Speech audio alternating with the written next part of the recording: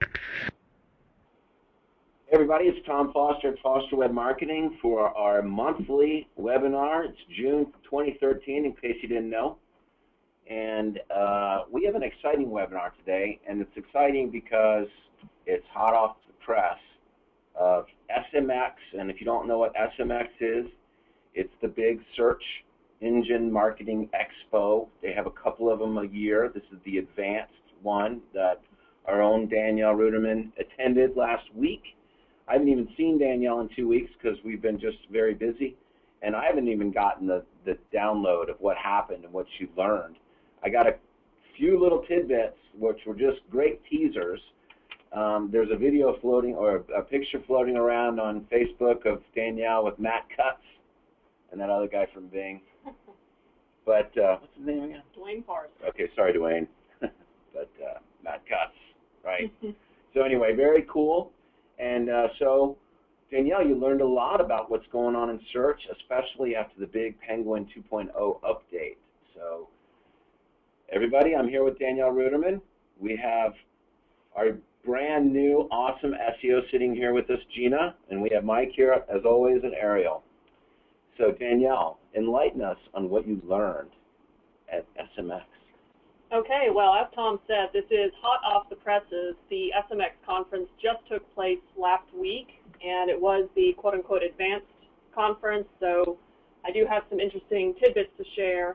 One of the great things about this conference is that you get to see a lot of studies and experiments that people have been doing, so you can find out new trends in marketing, you can see what other people have found works and what doesn't work, and you get insight into different ways you can market your business. The other great thing about this conference was that we got to hear directly from the search engines a couple of times.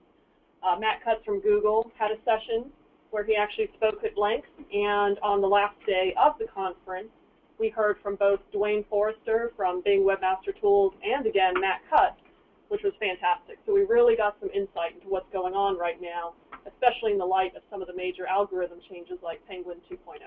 Danielle, let me ask you a question, because it just dawned on me that although we're all like, Matt Cutts, woo, maybe some of our callers, some of our listeners don't know who Matt Cutts is. So can you tell us who Matt Cutts is? He's basically the head of the web spam team at Google and is responsible for search quality. So he's pretty much the figurehead for Google search. If you go onto Google Webmaster Tools or look for advice on how to set up and manage your website, and look for troubleshooting tips, you'll probably see Matt and some of the other engineers, but he has definitely been the face of Google, so he's a big figure in search, and we all look to him and his somewhat cryptic responses to questions sometimes to understand what's going on with Google. He's the sheriff of Google. He's the sheriff. And he's the guy that makes everybody play nice. And he's also a very good politician at making sure that SEO people, are getting the right information without giving up the secrets, because what the Google's not going to tell you, or any other search engine is going to tell you their strategy for search. And that's a great point. What you have to keep in mind when you get frustrated because you don't feel like you understand what works and what doesn't. If you're having problems with your backlinks, you don't understand which ones are bad and which ones are good. And this can be very frustrating for you as a business owner and a webmaster. But the search engines, Dwayne and Matt, made a point that if they told you exactly what worked and what didn't, those signals would become immediately spammed by more black hat SEOs and the people who are really kind of lazy and don't want to take the time to build a brand and build a business. So because of the tendency for webmasters and some business owners to take advantage of the information that the search engines provide, they do have to be somewhat vague. So the onus is really on you to focus on building a good brand and providing good content and getting good backlinks and not worrying so much about some of the details with some of these updates and algorithm changes. You really can, because you're never going to get a clear answer from the search engine. And I want you to save what the advice that Matt Cutts gave the group for the very end of this call. Okay? I hope it's at the end of the presentation now. All right. Okay, so go ahead, and you're in charge. Yep. It's a Mac, so she's like, what is this? I pushed the button and it worked. Right. So I love this slide. This was in one of the presentations, and I think this is to give you put all of this in perspective. You need to understand the search landscape and understand what you're dealing with. As you can see over time, the number of pages on the internet has just exploded. So when you get frustrated because your blog and your website aren't ranking well, understand that the search engines are sifting to, 30 trillion plus pages of maybe not the greatest content in the world, put up by people with maybe not the best intentions in the world. So you're trying to stand out in this massive ocean of content. And that's, as we talk through some of these things that I learned, the little tidbits I picked up at SMX, keep that in mind, is that the search engines are dealing with this massive volume, and they're trying to find ways to extract signals that indicate your website has quality content and that you deserve to rank higher than all these other 30 trillion people.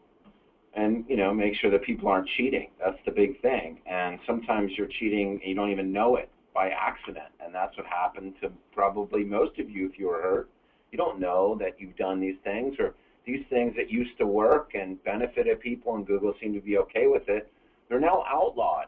It's just a simple, transition in the political landscape of search, where no longer is it okay for you to do X, Y, Z, right?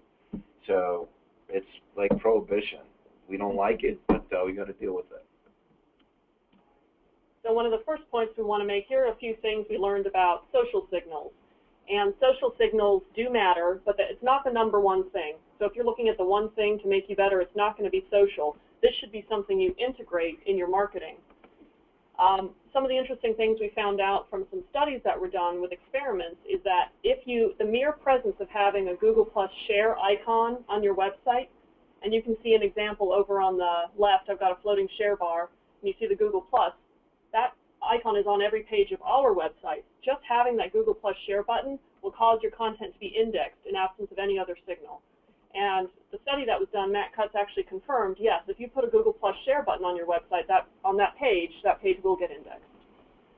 Well, that's interesting. So he confirmed that. Yes, he confirmed a couple facets of the study. They also found that if you share your content, and again, this is in absence of doing anything else, if you just put a page up on your website and all you do is share it to Google Plus or share it to Facebook, that actually helps the content get indexed. In their experiments, they found that just sharing the content on Google Plus and doing nothing else caused it to be indexed within 4 to 5 days. And in their experiment, Facebook took a little bit longer, but it did happen. It was about 7 to 8 days. So that's just something to keep in mind, is that social sharing, there are indications that will help you get your content indexed faster. And I love this quote, Google Plus indexes like a bunny rabbit. So sharing content on Google Plus may actually help you get your content indexed faster.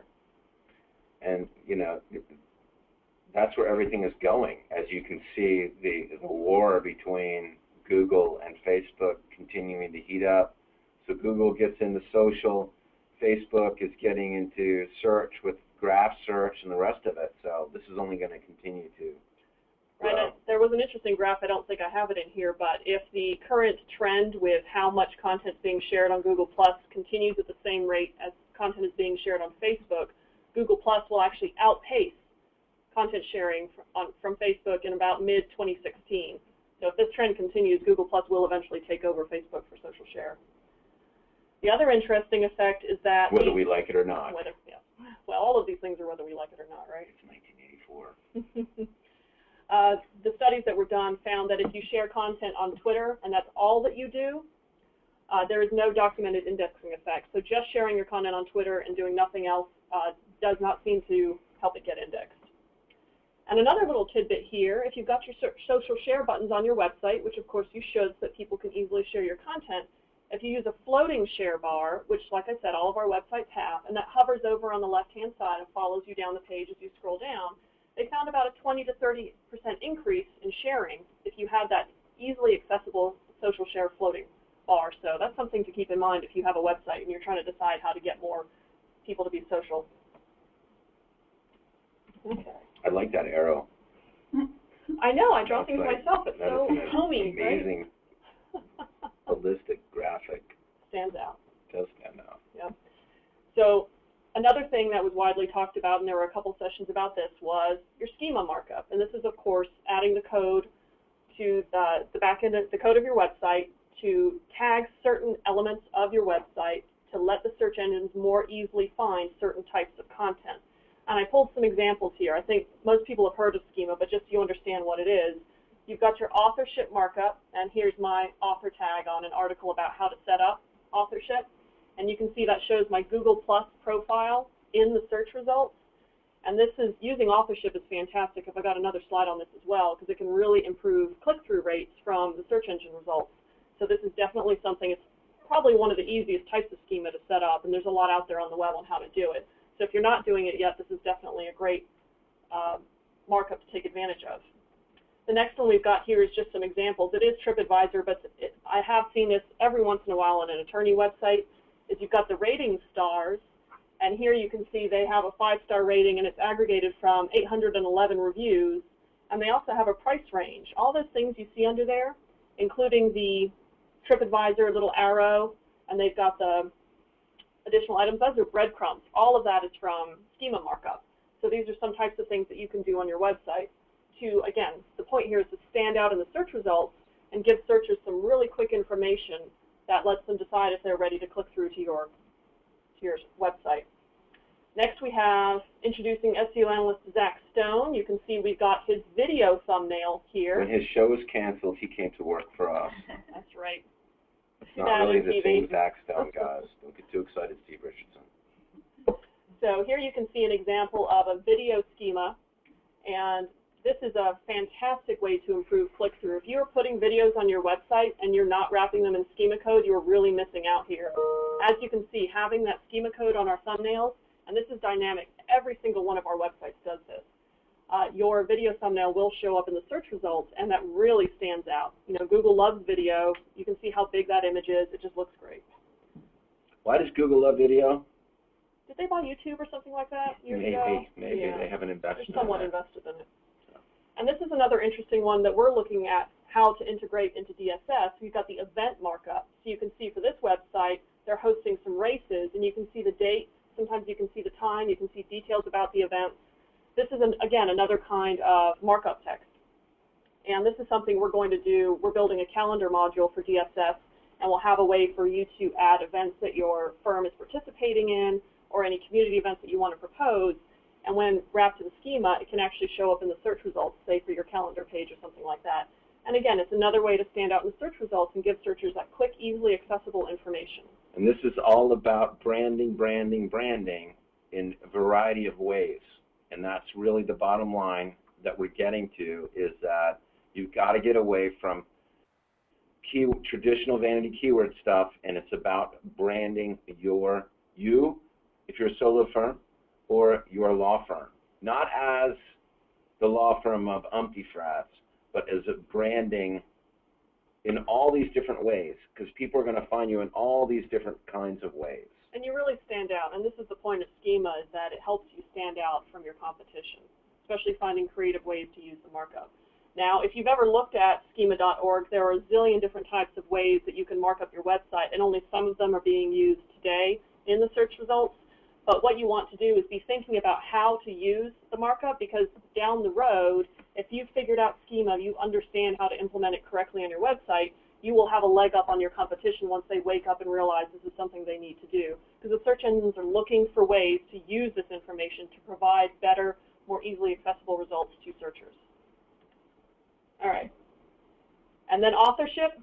You can see at the top of my slide, please use it. This is one of the best things you can do to help your click-through rates.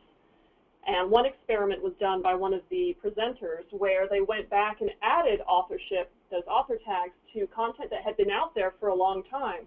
They even had some pieces that have been ranking very well over time, consistent rankings, doing really well. All they did was add the author markup so that the gentleman who authored the piece's picture showed up, doubled the click-through rate. This is a piece that was already doing well, and all of a sudden it doubled just by adding the author markup. That's the only thing that they changed. So that was a compelling argument to go back to your website and put your author tag on all of your pre-existing content. And the advice we heard over and over at the conference was figure this out. Figure out how you're going to use authorship. Figure out how you're going to make the best use of Google Plus and your personal page. Figure it out now, because Google's trying to sort out the quote-unquote author rank. They're not using author rank per se right now, but someday this is going to take effect, and someday it will matter that you are an established author and that you have content throughout the web that is linked back to your profile. This is going to matter, so figure this out right now before you're one of those. Yeah, don't wait. Yeah. Should I wait to get a website? Don't wait. Just get on this thing, man. And another little tidbit was that one of the presenters believes that your Google Plus personal page and community pages actually have PageRank, and they think that's one of the ways Google is experimenting with ranking authors. There are some tools out there that allow you to check the PageRank of a Google Plus personal page, and they're finding that author pages usually have about a PageRank of 4 to 5. But that's something, it's hard to figure that out, and they think that's one of the ways they're playing with author rank. So just a little tidbit. Another really interesting piece we found from some experiments that were done is if you use a byline in your documents like a PDF document, a Word document, or a PowerPoint presentation, if I, for example, put by Danielle Ruderman in there, or written by Danielle Ruderman, the search engines can scan the text, and if my name in the document is the same as my Google Plus profile, they'll actually link them up. If they can determine with some certainty that I wrote that document, I don't have to have the schema markup. They're reading your documents and they will put the author tag in there. Now this is pretty interesting, so this is a good way for you to establish authorship for files that you upload to your website, but it's also something you want to keep an eye on because they noticed errors if you had a co-author or if you happen to mention the word by somebody further down in the text. Sometimes it picks up the wrong author and misattributes it. So this is just something to keep an eye on. Google's really looking for ways to attribute authors to any piece of content, whether you tell them you wrote it or not. Okay, before we move on, the PowerPoint documents. Now, what's that website that you can upload your presentations to, Gina? Do you remember? What is that? There's SlideShare? Yeah, SlideShare. Now, is that something that you would want to continue to do, is upload your presentations to a place like that if you have your author? That's what we're talking about, right? Is using your different content in different places. Now, that doesn't mean blast it everywhere, right, and spam, think logically, but that sounds to me like a good, holistic, organic link opportunity to do things like that, right? Gina is shaking her head and agreeing with me. So, yeah, and so think about how you can use these other materials in different ways. Yeah, pay attention to your bylines and where you're putting them, because even though you're not telling the search engines you authored a certain piece, you may show up as an author. So make sure you're paying attention to that. And again, make sure your name matches your Google profile. The next thing, are you doing video already? And this top here is a couple of quotes I put together from comments people were saying in their presentations. Using video is like throwing gasoline on your marketing, and users retain 50% more from video than from written content. And what struck me overall... Wait. Go ahead.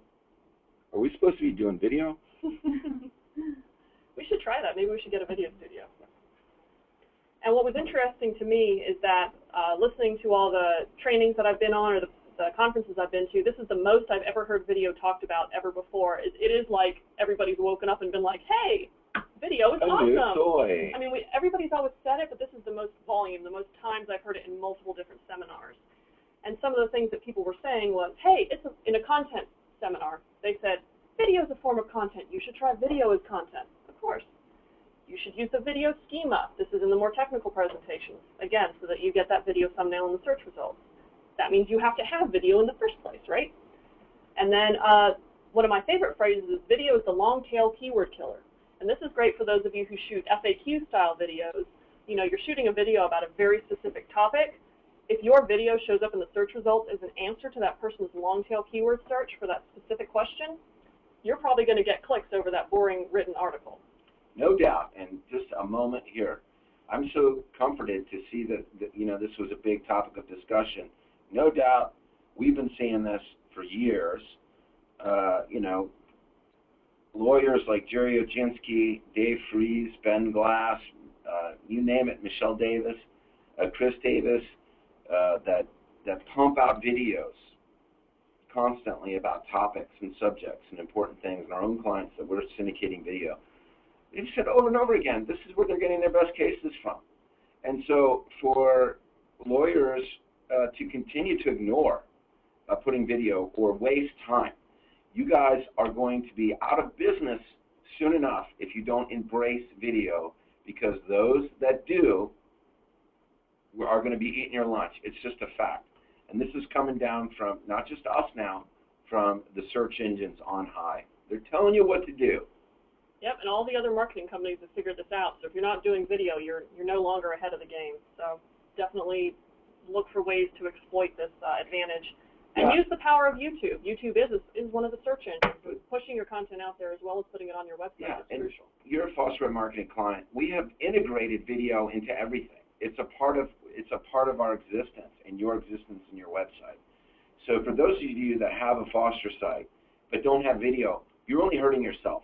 All you have to do is turn a few knobs and start to make things happen. And pretty soon your 1,000 visitors is going to be 2,000 visitors, 3,000 visitors, and they're converting because it's video that's bringing them there. Now, one other thing about video, though, it's like content. You see, it's a form of content. So if you do crappy content, you get crappy results. Can I say that on TV? If you do crappy video, you're going to get crappy results. I hear time and time again, oh, we tried that. We tried video. And it's the most horrible, self-important video I've ever heard in my life. And, you know, Jerry Oginski's got a blooper reel of lawyer videos that runs a mile long. And we could sit and do an entire webinar, 4 webinar presentations on horrible lawyer videos. It's not just about the act of doing video. It's about the act of doing good, quality-based, professional video that is going to give people an idea of what you're like and who you are. And if you come across as cheap, then that's what people are going to think about you. So very much video is a part of your branding. Video, and we just talked about this in our social media marketing ads that we were just doing with Mariana about how video also is a huge impact on social media. That's not even listed here. So video helps you with SEO. Video helps you with conversion. Video helps you with social media. It's the only thing that you can do that attacks everything at once, and you can use it in all variety of manner, and it works, period. And just because you have a face for radio, that doesn't mean that you shouldn't do video. We have attractive spokesmodels in various forms and shapes and styles where you choose from. And any marketing firm will help you with choosing an actor if you don't feel comfortable. But don't, or maybe in your law firm, somebody else is better equipped to get in front of the camera. You don't have to be that one. So don't, if you're camera shy, or if you don't, or if there's a reason why you don't want to get in front of the camera and shoot video, that doesn't mean not do it. Get somebody else to do it for you. All right. We also heard a lot about user experience, which I think is Matt Cutt's favorite phrase. And this is really not something you want to ignore. I know everybody tends to fall asleep. Did you hear that? The sheriff says it's his favorite phrase. Provide a great user experience. And how do you provide a great user experience? What we want you to do is take a look at your website and try to come at it from a visitor's perspective. You know, imagine that you've been in an accident, or you're looking for a doctor, whatever it is you expect your client to do. If they come to your website, is it clear what you want them to do? Is it clear that you want them to pick up the phone and call? Is your phone number visible? Is it clear that you want them to fill out a form or order one of your informative reports? I mean, is your website telling them clearly what you want them to do? And not just your home page. Right. All the various pages all your of main landing pages. You know, the ones that they're coming in on, which you already know what they are. Either DSS is going to tell you your top 5 or analytics, or however you look at your top landing pages. And if you're not doing that, you have to be doing that, because those are the doorways into your world. And you better make sure that those doors are swinging wide open and not frustrating anybody in order to give you their name and information. And you can ask your friends and family to go through your website. You can ask your clients what they thought. You know, start asking people's opinions. Don't just rely on your own magical intuition about what works and what doesn't work for your website. You are not your client. So try to gather information. Remember that the big companies who build websites invest a lot of money and a lot of time in experimenting and doing user testing. So you should try to do whatever you can to get feedback and make your website better. You also want to look at what you're doing for search engine optimization and conversion rate optimization. We hear so many clients who are really focused on what do I need to do for SEO, but they're not really thinking about the CRO, which is how are they getting people to convert once they actually get them to the website. Don't lose sight of this important piece because you're so focused on the SEO side of things. You also want to think about the use cases. We saw a great slide from one of the presentations where the presenter showed a typical architecture for an attorney website, and they had practice area pages, and she showed the hierarchy of the site. They basically threw up a page for every single type of keyword they wanted to rank for. And she showed this and she said, imagine that you've been in a car accident, you suffered a brain injury, and you have a broken leg. Do you know where on this website you're supposed to go? Here's a car accident page. Here's a broken limb page. Here's a brain injury page. I don't know what I'm supposed to do or where I'm supposed to go. It's very confusing. So don't be so focused on SEO and slapping up a page for every keyword you can think of that you neglect what an actual potential client's going to do once they get to your site. And then read your own content. Ask other people to read your content. Make sure it's not a brag book. We don't want to hear how great you are. You want to make sure you're providing helpful information to people and you are showing them that you can help them with their particular problem. Again, this is all about the user experience. This is the oldest discussion we've had at this company about not making it about you. It's not about you. No one cares about you yet. Okay? If they search for you by name, they're going to want some information about you personally. But that's not the first thing. You don't go out on a date and just tell everybody, on the first date all about you and how great you are. You're not going to. That's not going to be a very long date. And you're not going to go out with them again, right, Danielle? Good thing I'm married. Right. Okay, so stop doing that. It's about your perfect clients. It's about consumers. All right, and then content, always a topic, one of the less attended sessions at the conference, because everyone's like, oh, content, yawn, not again. Okay, you really need to pay attention to content. You know why? Because for years and years, people have been putting up crappy content. They've been syndicating their content through article directories. It's just very low quality, volume, volume, volume.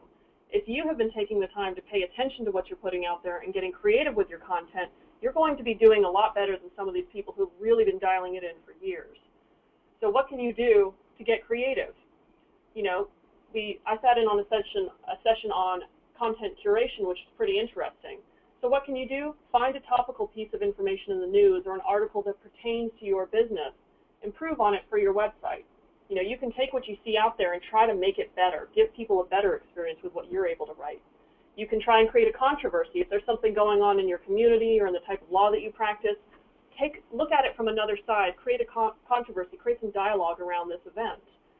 Also look for offbeat or extreme examples of what's going on. These types of things catch people's attention. You can do how-to guides. This is why we promote doing reports and offers and books on your website, because you're telling people how to handle their own case or how to deal with a very difficult situation. They read that, they appreciate the advice you give, and they understand you're the expert, and they'll come to you when they need someone. You can create a story with images. Don't overlook the power of the visual. So if there's something going on in the news, you can put together a series of images in a story with some text under them and create a nice visual presentation that way. And infographics are a part of that if you have a complex operation.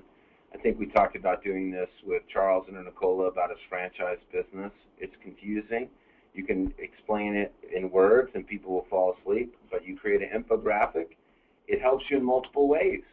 And there's companies that can produce infographics. It's just a design of something, so it helps you for SEO, and it also helps you, as you say, for conversion, and it just makes the story more interesting.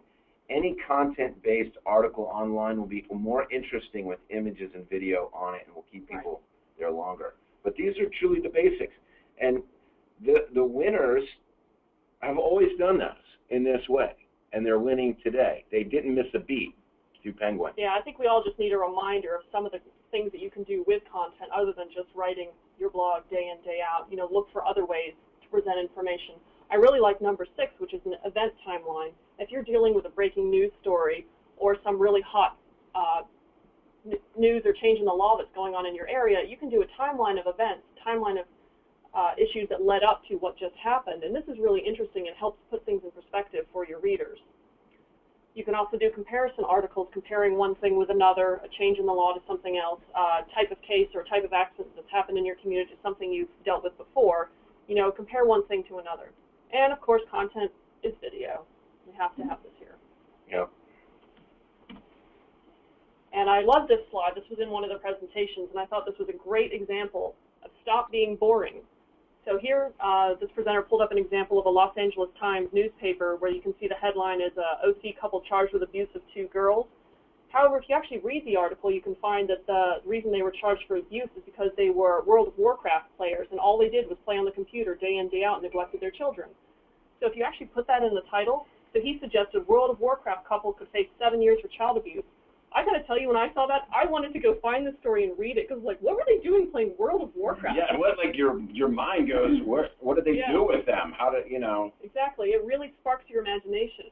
And this is a fantastic example of how you need to write. Both of those are factually correct or headlines, but one of them really fires up your imagination and wants you to learn more. And this is what you want to play with when you're writing your content.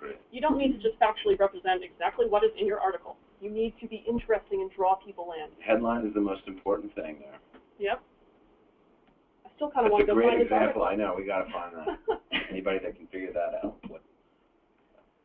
I also sat in, now we ourselves have not had a chance to look at this, but I sat in on a session about content curation tools, which allows you to pull together, let's say people are talking about an event and they're using Twitter and they're using Facebook and they're using maybe Reddit and some of these other social sharing tools. You can actually use content curation tools to pull all of these together and preserve the formatting that's there in Facebook and there in Twitter, and you can pull these together. And some of these tools allow you to put some code on your website that will display like a timeline or an aggregation of information about a certain topic. Put that on your website. And I thought this was pretty interesting and might be something we should try for breaking news or really hot trending topics, is pull together the leading thoughts on a certain topic or pull together a timeline from various social media outlets. And here are some tools that you can try. Like I said, we haven't tried this because I just heard about it last week. But if you're looking for different ways to curate content and pull together good information, check some of these out. Link building. Nothing has changed. Seriously. I've got more on this, but the basics are all there, so let's get into it. What you don't want to do with link building, and again, this is nothing new. We've been saying this over and over, but the beauty of Penguin 2.0 is now some of the people who are getting away with doing these things are now failing. So you've got your blog link networks or your link wheels where, you know, maybe you and your friends had a couple of websites going, you all decided to link to each other, your businesses weren't related, they weren't in the same geographic location, you just thought, hey, let's help each other out. Guess what? We're seeing sites that have these link networks where you've got 500 links coming to your website from your buddy's blog with the exact same anchor text, and that's all you've got. This is something that's going to cause you to lose ranking. And we've seen 40 to 60%, 40 to 70% drops on some of these sites that are participating in this right. Doing this. We saw some sites get hit by Penguin 1.0, and we just saw some sites get hit by Penguin 2.0 because this is all that people were doing. The blog link networks, and then the article directories. Back in the day, let's say in 2008, 2009, you decided to write some articles and put them up on article sharing sites so that anybody could go grab your free content and put it up on their horrible skeevy website. And guess what? All those horrible skeevy websites that grabbed your content now link back to you. And if that's all you were doing, those article link networks, you now have possibly thousands of very, very low quality websites linking back to you. One of these algorithm updates comes along and says, wow, your backlink profile really stinks, and down you go. It's very interesting, and I'm going to try and draw a parallel here with this. Lawyer, you know, a lot of people can go to Zoom.LegalZoom or go to Staples and get a will, right? And they're bypassing a lawyer. I don't need a lawyer. I don't need him. I'm going to go do this thing. And that's a lot of times what happens in this world, in the SEO. I don't need SEO people. I don't need to talk to anybody. I'm just going to go read some stuff on the internet about what to do. Look at me, I'm so smart, I saved a whole bunch of money. Well, lawyers that are listening to this know for a fact that you're not really. You're just setting up the future where it's going to come back and smack you down in a big way because you don't know it all. You think that you do, but you don't. Just like I don't know if I was getting, if I wanted to file bankruptcy, God forbid, or a divorce. I wouldn't do it myself. I know enough that I would not do that myself because it will bite me later on down the road. This is what's happened to probably some of you on the phone or some of you on the webinar and many others that you know out there. They tried to go cheap. They tried to do it the easy way, and it's biting you now, and that's what we're seeing now, right? I mean, that's And I think the last one as well, and this is, some people did this quite innocently. You said, hey, I need to do link building. Okay, let me go find a link builder. Oh, you'll give me hundreds of links for only $100 a month. Yay, I'm doing link building. Guess what? They went out and built really, really terrible links, and we've seen some of them. We've had clients ask us to check out their backlinks, and it's a little horrifying what they actually paid somebody to do for them.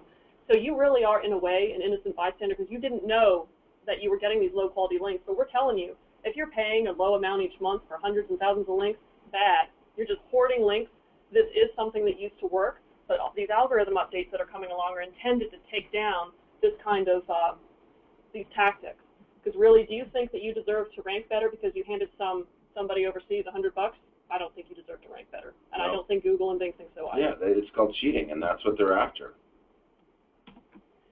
Link building the right way. Here are just some suggestions. There are many ways that you can target better quality links for your website. You can look for your professional profile sites, and you all are lawyers. If you can make sure you have your Avo, SIA, any other lawyer directories out there that allow you to add information about yourself, that's a good way to get links and referral traffic. You can comment in relevant professional forums if this is applicable to your type of business. Again, make sure you're doing things that are relevant to your business. High-quality local citation websites. So go out there and look for directory listings or listings of businesses like yours online and see where other lawyers are listed. See where you're listed that you could possibly do a better job with your local listing. Is your phone number correct? Is your business name correct? Look for places locally online where you can set up a link back to your business. Community websites like the Better Business Bureau and the Chamber of Commerce, oftentimes if these are paid, they have to be no-follow links, but still getting your listing out there and making use of these community local websites. That's a huge help. Another thing we've been doing with clients recently is talking to them about the special events that they're hosting or the talks or seminars that they're giving within their community. This is something you want to share on some of the social calendars. There are things like Eventbrite or Zevents, and even in your own town, there may be a community calendar maintained by your local town council or some local community website where they talk about different events going on in the community. Even your local papers sometimes have online directories, and you can put your event or your speaking event out there, link it back to your site, and not only does that get you exposure, but it could get you a good local link. You can also, this is a tried and true, doing guest posts on relevant blogs or websites in your area. If you can find somebody who's talking about the kind of law that you do or something that's relevant to your practice and it's in your geographic area, you can approach them and see if you could provide content to them. So that's always something. You just need to be careful you don't shoot yourself in the foot. Make sure it's a relevant local site. And again, what do you notice about all these things? They're hard. They take time. This is why people don't do them and they let it slide. So doing these kind of link building will help you in the long run. Just like good lawyering is hard, you don't like go, it's not like in Boston Legal or LA Law, for those of you that remember that. I think I just dated myself again. You don't remember that? No. I do. Okay. But I dated myself too, there you go. Anyway, you know what I'm saying. I mean, like you go, the person walks in and talks to a lawyer, they're in court, in 5 minutes, and the whole thing is going down, but that's not how it goes. But a lot of your clients who come talk to you, that's what they think. But 3 months to 12 months to a couple of years sometimes, and tons of discovery, tons of hard work, tons of resource invested in putting together these cases. It's no different than for building a website. It's not as easy as you think to maintain consistently across many, many years. It is a long-term commitment. That is how you have to look at it. You can't just wake up one day, do a few things, and go back to sleep and think that you're going to be okay. Yeah, if you just decided today to do a website, you're catching up with everybody that's been out there already. You just saw 30 quadrillion web pages out there. Be realistic. So a hot topic with everyone is the recent Penguin 2.0 algorithm change, which happened on May the 22nd. And here's an example of a site. You can see around the 22nd, they just started to drop off, and they lost, it's now about 35%. It was initially about 43%. And this is a site that was doing two things. They were doing the article marketing, so there's article directories, and they had those articles out for years, and they had some terrible backlinks because of that. But they were also doing the blog link network. They had linked up with a bunch of their friends, and this was really the only major source of links that they had going on. So what happens is that Penguin 2.0 comes along, sees that they don't really have high-quality links, and they just lost the value. Whatever value those were giving them in the past is now gone. So they're kind of starting over. But this next slide is pretty interesting. This was shown in the presentation. It's an example of an older Penguin recovery. You can see a site that was hit. They said it took them 6 months to recover, but after they did a lot of cleanup work and did a lot of tedious backlink removal, trying to get better links, putting up good content, they actually did better after they did all this work. So they were down in the doldrums thinking they had, oh my gosh, you know, woe is me. But they ended up doing better in the end, and they said, hey, we love the Penguin update because it made us wake up and realize what we really needed to be doing to succeed. And in doing this cleanup, they figured out what worked, and you can see that they've really taken off. And I bet you they're getting more clients as a result of it, too, because they're just not out there doing, they're just cheating. Fooling themselves by, oh, look, I'm ranked high. And, you know, like I'm on page 1, but I'm not getting any conversion because I'm on page 1 for a crappy content. Right. Because it's all link spam. So how do you recover from a Penguin update? You do need to clean up your bad or low-value links. So what the hardest part is going out to all those websites where you have bad links and trying to ask the webmasters to take them down. You need to document your efforts. You want to be able to show the search engines and prove that you've been trying to do this over time. And this is very time-consuming, and it's why a lot of people don't do it. So if you're willing to invest the time in this kind of cleanup, you're going to be that much further ahead. If you cannot get webmasters to take down the links, you can disavow the links using tools in Bing Webmaster Tools and Google Webmaster Tools. And this is when you are telling the search engines which links you don't think add any value to your website. You do want to be very careful with this. Funny story was Dwayne Forrester from Bing said one of the first requests they got through Bing Webmaster Tools was a guy who disavowed his entire website. He clearly did not know what he was doing. Oops. So this is not a toy for you to play with. You really want to get an expert to help you with it. But the point that was made by the search engines is when they see you changing your pattern and taking down bad links, getting better links, and then disavowing bad links, they can see that this is a pattern that their algorithms recognize, and they know that you're trying to be better. Yeah, you can't just disavow a bunch of them. You have to, like, show that you're actually trying to stop the links. Because I asked the question, we've had some clients ask us, oh, gee, do I need to go clean up those links? Can't I just do something else? And so Can I just push a button? Right. And I said, do they actually need to go clean it up? And he said, we look for signals like that. We look for the fact that these back links are dropping off. We look at you disavowing low-quality links. We look to see that you understand the error of your ways and that you're changing. And that's something they will notice. That's straight from the search engines. Of course, you want to be getting better quality links now going forward, and you don't need a lot of them. If you're getting high-quality links, a few will do where will take the place of hundreds and hundreds of those poor low-quality links. And then, of course, adding great content. This is always something you want to be thinking about, that great creative content that speaks to your perfect client and makes it easier for you to encourage people to link to your site. Content again, Danielle. I know, and everybody goes, yawn. But yes, content. Totally. And look at this last quote. I think this is great because I think Ben Glass did an interview with some search marketing companies a few months ago, and they were doing some things that made Ben and Charlie go, And you know what the people said? Oh, we've been doing this, it works. The search engines can't figure this stuff out. And Matt Cutts said, if anybody tells you the search engines can't detect something or can't figure something out, run fast, because they will get caught. So what are you doing wrong? So these are some points that were made in a session with an Ask the SEO session. So these are some of the leaders in search marketing. And the question was asked of the panel, what do you think people are doing wrong? If you had to name one thing people need to stop doing, what is it? One of the points was you're too focused on today and you're not thinking about the future. The example that came up was figuring out how you were going to use Google+. You know, don't wait for author rank to become a factor. Figure out how you are going to show that your website is linked to you and that you as a human being provide quality content. How are you going to make that work? Figure that out today. Another person made the point that she sees too many people rely on tools. So don't let the tools make decisions for you. Ever since Penguin has come out, there have been a lot of tools coming out that promise to tell you which links are good and which links are bad. And she says she's seen people try to disavow or get rid of links that are actually good. And so don't let the tools think for you. You need to actually go look at those websites and figure it out. She compared it to a calculator and said, calculators are great, but you still need to know how to use them and you still need to understand math. The other point, you overlook the basics. And I found an example here. So we're all talking about these, social media and video and other things. But what about the basics? Writing a good meta description and a good page title. Look at this guy I looked up. I just looked up Orlando Lawyer. And this isn't even branded. You have no idea who this person is. Would you want to click on this result from everything in the search engines? I mean, it's the most boring page title ever and a terrible meta description. Orlando's not even capitalized. They're not looking at the basics here. They're on page 1. Yay.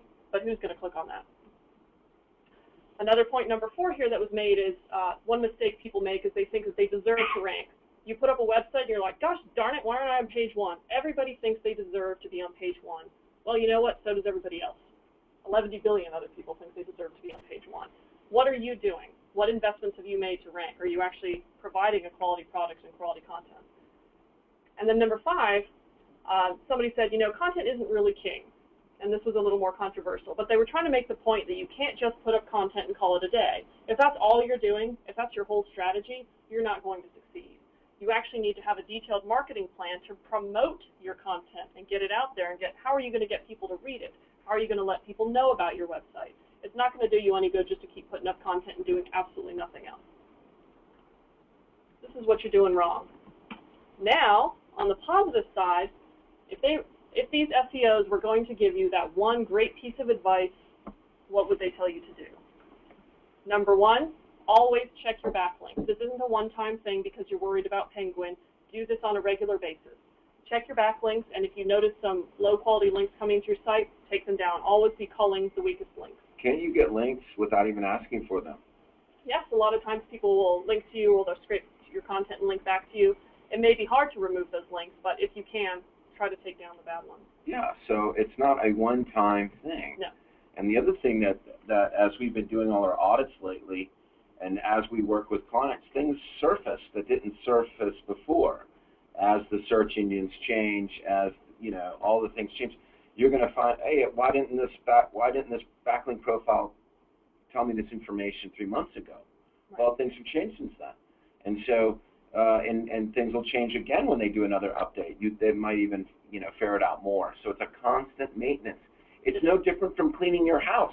You don't move in your house and then never clean it. You're clean it right? once and be like, whew, I'm done. Right. The other thing well, is, Michael kind of. you want to make use of the tools that the search engines are giving you. There is a wealth of information in Google and Bing Webmaster Tools, and one of the panelists made the point that you need to learn how to use these tools and make use of them. There was a lot of discussion at the conference, which I haven't really touched on, about mobile versus responsive design and making sure you're ready for a mobile world. And don't get so caught up in the design of your website that you neglect basic usability. Don't try to get so fancy that when people access your website on a different type of platform, let's say they're using a tablet, they're using an iPhone, they're using an Android, and your website just doesn't look right because you've tried to get all fancy. So don't get so caught up in this you're overlooking the basics. And consider using apps. And this is going to depend on your type of business, but this can break you from search dependency. If you find a way to create an app that people will use, that you're no longer relying on the search engines. Number 4, I feel like we can say this till we're blue in the face. Don't be generic. Don't be generic in what you're selling, your own product. Don't be generic in the content that you write. Don't be generic in your marketing. You really want to start thinking about yourself and your law firm as your brand. How are you standing out from the competition and what makes you unique? Don't just be another personal injury lawyer. We also had the bonus. This is where the search engine stepped up on stage and joined us. So we had Dwayne Forrester from Bing and Matt Cutts from Google, and they had their one piece of advice as well. And Dwayne from Bing said, you need to focus on, in this order, your content, your social, your user experience, your backlinks, and then SEO. So in this order, this is his opinion of what matters. Everything starts with content. And then Google made the point that you need to make something compelling. You need to optimize your user experience. There's that big user experience word again. And that mobile matters. And Matt Cutts said this a couple times, that mobile is going to matter to you sooner than you think it is. If you go look in your analytics, you may find that you already have 20 to 30% of your visits coming to your law firm website from a mobile device. That is only going to increase. You want to make sure that your site is showing up properly on a mobile device, it's easy to use, and it's easy for people to reach out to you. I like how you integrated the logos into the list. Got mad PowerPoint skills. That was amazing. I mean, the arrow blew my mind earlier, but that is really. Yeah. All right, so Matt Cutts did speak at length about some of the trends going on. So this is straight from Google, aka Matt Cutts, and these were some of the comments that he made during the presentation. He made the point that Google does not discuss all of the updates. They actually make over 500 changes to the algorithm a year, and we don't hear about all of them. They're just always going on in the background. They're always experimenting. They're always trying to see what works. So even though you only hear about the big ones, the search metrics are always being tweaked. They also roll out, he said that the Panda update, looking for duplicate and low-quality content, has been integrated into the main algorithm. And about 10 days out of each month, which is about a third of each month, they spend doing Panda-type updates. So that's why each month you're going to see some flux there. And Penguin 2.0, which was a pretty big Penguin update, rolled out, like we said, on May 22nd, and it was large enough for Google to discuss it. He said that they actually scaled it back. When they took a look at how many sites it would affect, they tried to dampen it down because it was going to be such a massive impact. In the U.S., it affected about 3% of queries, and in other countries, it affected much more. And that's just an indication about the quality of the links coming to the sites in various countries. There's a lot more spamming going on overseas versus the U.S. And one really interesting point, if you didn't know this, is that Penguin 1.0 targeted links to your home page, whereas Penguin 2.0 targeted links to your internal pages. And this is an important distinction because if you had a lot of linking going on only to your home page, Penguin would have affected you more, the original update would have affected you more. But now the links across site-wide are going to be, they're going to take a look at those. And that's why this was such a much bigger impact for some of our basic clients. That's an important distinction. Right. Yeah, and some people, Google didn't talk about this for a long time. It only came out recently. I happened to catch it in an article about a week before SMX, and I was surprised to read it. But Matt Cutts said, yes, that was a limitation of the original Penguin, and they didn't talk about it until they figured out a way to do the internal pages. So it's a good tidbit. So once again, they don't just stop with one. It's ongoing, and it's just going to continue to turn the screws. Yes, and that's what he said, is that these algorithm updates that are coming now, they create algorithm changes to target certain types of behavior. And especially with the Penguin updates with the link building, they're looking at certain techniques that people are using, and they're looking at ways to take them down. He said, I believe it was a payday loan, the way that the payday loan folks in that space are linking. There was an update going out that day or the next day while we were at the conference that was specifically intended to target those spammy links. So it was very interesting how they're getting really targeted in what they're doing.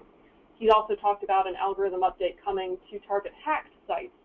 There are a lot of webmasters out there who don't pay attention to their site. It gets hacked, spammy content and links get put up, and Google's trying to find ways to spot that and take those sites out of the algorithm. So there is going to be a lot more to come here. And this is new. He told us about a new feature in Google Webmaster Tools. If you've been hit by a manual web spam penalty, which means a human being at Google decided your site needed to come down in ranking, they will actually give you examples of some of the links that were hurting you, so you understand the types of things they're looking at and the types of things they're not happy about. We also have mobile. Like we said, it's happening faster than anyone anticipated, and you better be ready.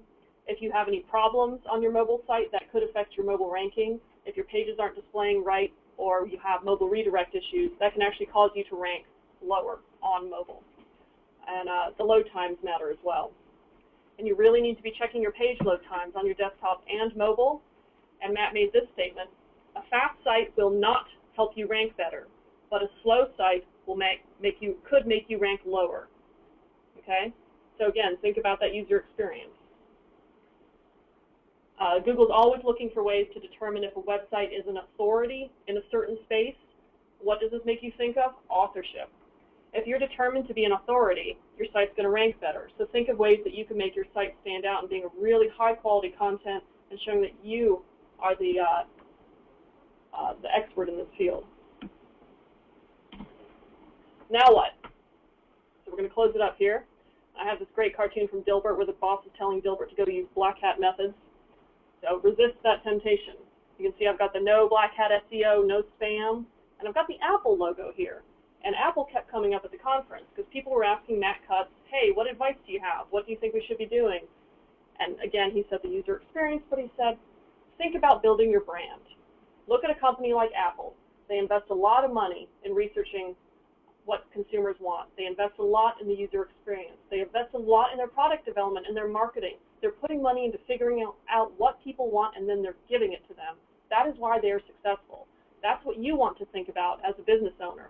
What are you doing to provide a very high-quality, niched product that your clients love? Whether you're a personal injury lawyer or an estate planner, what are you doing to be the best in your field?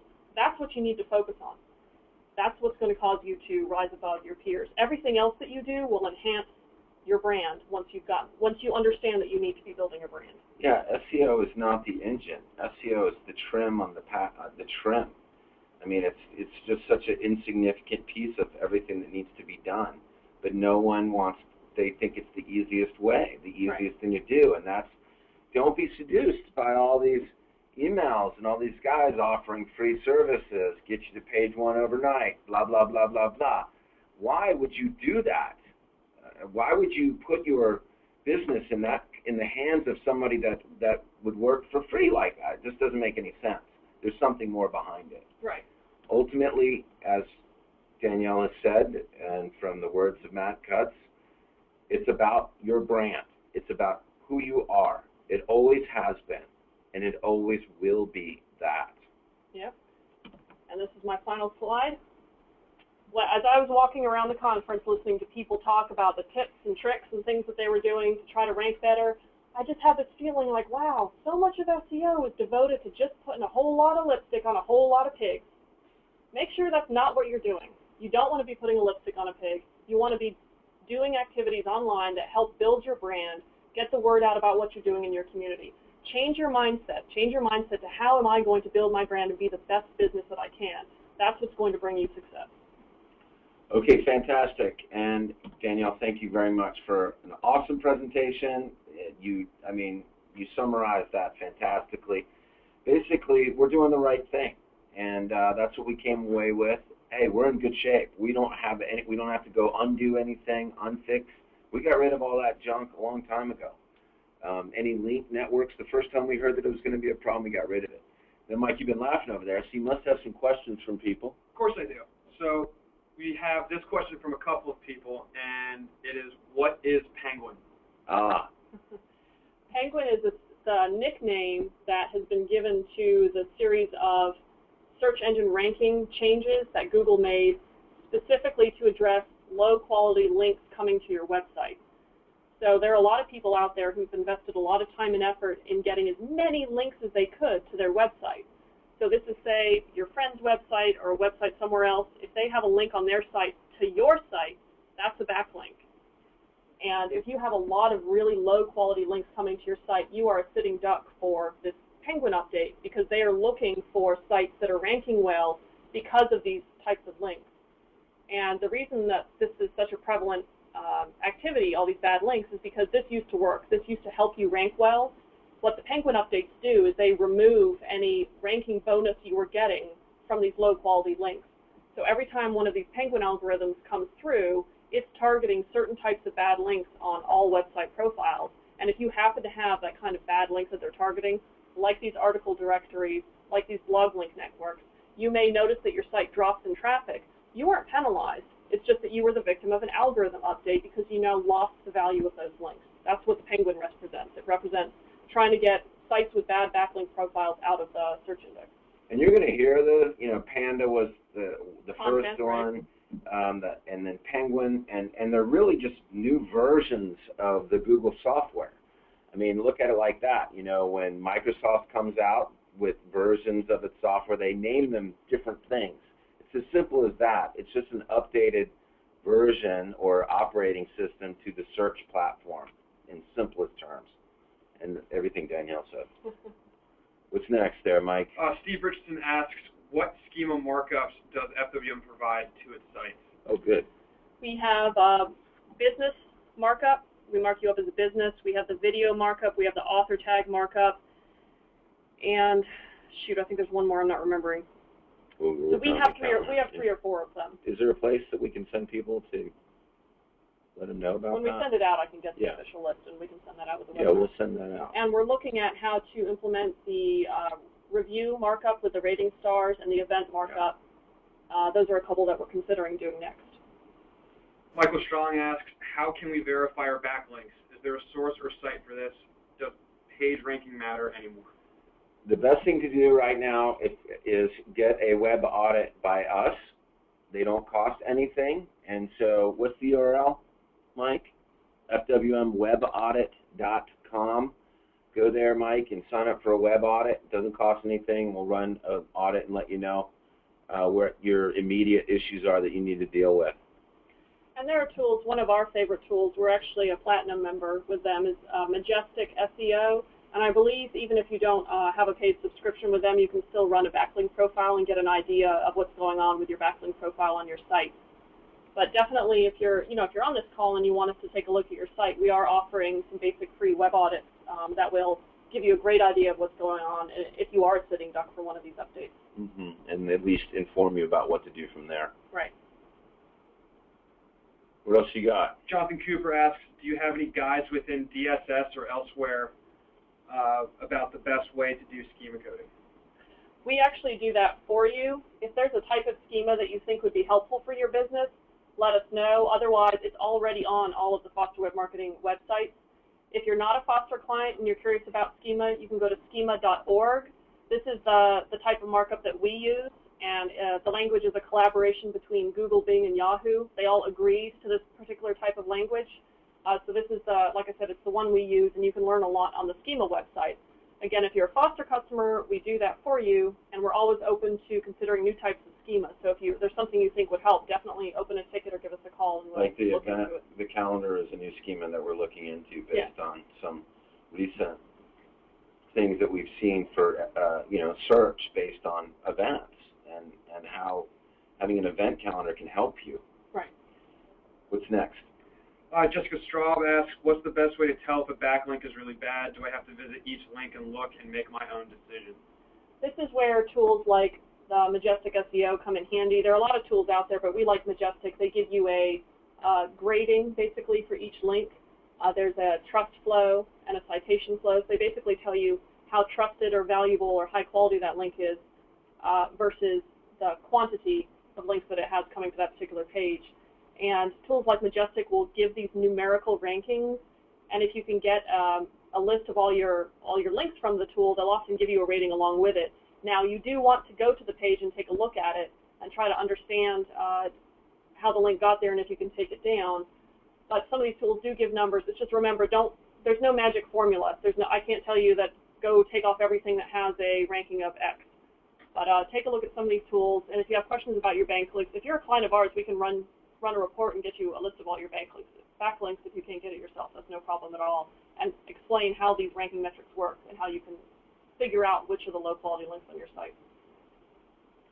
Tony Castelli asks, so what is your brand, your website or your law firm name or a bit of both? I'm thinking of rel author and rel publisher. Also see optimization for a video embedded in the homepage. Does that conflict with Google authorship? Okay, that's a couple of questions. So as far as your brand is your business. That is your firm. Your website is just a way of talking about your brand and sharing information about your brand online. So really you want to think about your firm as your brand, and everything you do, whether it be online or offline, goes towards supporting your brand.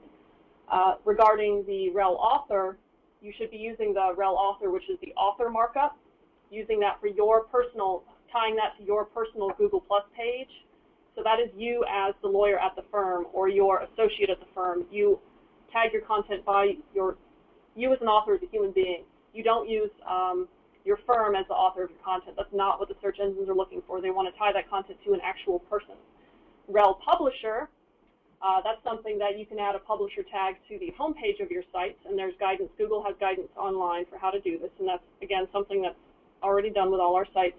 That is for the firm, your business. The business is the publisher, and you, the human being, are the author. So that's kind of how you want to look at it. Tucker Claggett asks, what do you think about paid listing services like Merchant Circle? Some of the paid directories can actually be good quality. Some of them charge a listing fee because there's a human reviewer, somebody who goes through the listings and makes sure that they're good. Typically what we do is we recommend that you look for, do a search on your business name or do a search on your own name and see where you're already ranking. And Merchant Circle, if there's a way that you can enhance your listing, sometimes they charge you just so you can add images or you can add offers or you can add videos. And if you're already ranking well for something like Merchant Circle, you can consider paying them to enhance your listing. That'll just make you look better when people come to that page. Joe Dearborn asks, what is the time frame to recover from an unnatural inbound link penalty? That really depends. It depends on how successful it depends on the extent to which the damage, you can expect at least 3 to 6 months. This is not a quick thing that you can recover from, so at least 3 to 6 months. assuming you are actually actively doing work to recover from that penalty. And this is going to have to be the last question because we're running out of time. And Jennifer McFarland asks, is it better to let content get indexed organically, or is a submission tool the way to go? If you want your content to get indexed, what I would do is share it on social media. I'm not sure that you need to do anything. I don't know what you mean by a submission tool. You'd have to give me an example. But put the content on your site, share it socially, put links in your, if you're doing an email newsletter, put links to the content in your email newsletter so people can find it. Think about ways you can get people to find your content and come to your website. And we've received this question. This will be the last one, from Sharon Doyle, who asks, if you're a Foster Web Marketing client, do you need to get a web audit done? If you're a Foster Web Marketing client, you are more than welcome to get a web audit done, and we'll take a look at your site. It's a lot easier for us because we know the history of your site. It's easy for us to tell what's going on, and we're more than happy to sit down with you and talk about what's working and what's not working. Yeah, I mean, yes, for sure, and especially those that have been doing it themselves or using outside SEO or link building services that we've had nothing to do with, for sure. We can't control if you've been out getting links from other sources or you've hired SEOs getting links from other sources. We have no control over that. Now, certainly, if you're one of the few, we do services for many clients, but not a whole bunch of them. And for those clients, you're pretty much in good shape. You know, we're monitoring that, and we haven't seen any huge backlash unless we're just doing a minimum amount of services for you. So if you're, you know, basically what we call an elite client, and we are doing everything, you're in good shape. But those of you that have been working with other companies or haven't really been involved with us on a consultancy level or talking to us all the time, monthly, and having us help you with your site, then of course you'd want an audit, and we'd be happy to do that for you. Yeah, for every major algorithm update that comes along, we do have a handful of basic clients who've been doing it themselves or they outsourced it to a company, and they do get hit. We do see this a handful each time an algorithm hits, and it's a great learning. It's a great way for us to learn about what works and what doesn't, because we help them dig into the problem and we give them advice on recovery. So if you're concerned, we're more than happy to take a look at it. We're very experienced at doing this, and we'd love to give you some advice. That's what we're here for. Okay, we don't turn our backs on our people. Okay, gang, so that's it. We went over, but Danielle, thank you so much. That was a fantastic presentation. What great questions. I think that was one of the best round of questions that we've had after a webinar. I don't know if that's a good or bad thing. Good questions, though. Thank you, everybody. If there's more questions that we didn't get to, please email them to mike@fosterwebmarketing.com, and we will answer them as soon as possible. And Mike, you're going to be sending out the webinar presentation. Yes, I will. Once the recording syndicates properly and we have that all taken care of, then I will send out a blast email to all of you fine people who attended the webinar so you can review it at your leisure. Okay, everybody, thank you very much. Danielle, thank you very much for going on the trip and bringing back such good information from top-level guys. And everybody go check out Danielle's picture with Matt Cutts and the other guy, Dwayne. Dwayne Forrester. From Bing. What does Bing stand for? But it's not, or no, it's but it's not Google. Better. Oh no, my God. Anyway, okay, guys, thank you very much, and hope to see you. Talk to you soon.